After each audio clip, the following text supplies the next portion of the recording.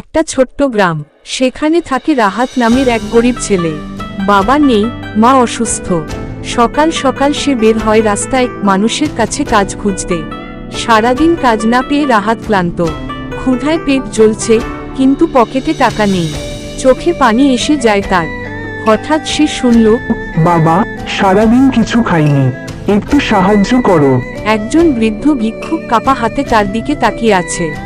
রাহাতের পকেটে ছিল শুধু 1 টাকা, তবুও সে সেটা বের করে বৃদ্ধের হাতে দিল। বৃদ্ধ কাপা হাতে টাকা নিয়ে চোখ মুছল, বলল, আল্লাহ তোর মঙ্গল করুক বাবা। সন্ধ্যায় রাহাত বাড়ি ফিরল। মা কাঁদছে, ওষুধ কেনার টাকা নেই। ঠিক তখনই দরজায় নক। এক দোকানদার এলো, বলল, আজকে আমি দোকানে তোমার দেওয়া 1 টাকা পেয়েছিলাম, মনে হলো তোমার দরকার আছে। সে রাহাতকে কিছু খাবার আর টাকা দিল। রাহাত বুঝল, দয়া কখনো বৃথা যায় না। যখন নিঃস্ব হয়েও কেউ ভালো কিছু করে, সৃষ্টিকর্তা তার প্রতিদান অন্যভাবে ফিরিয়ে দেন।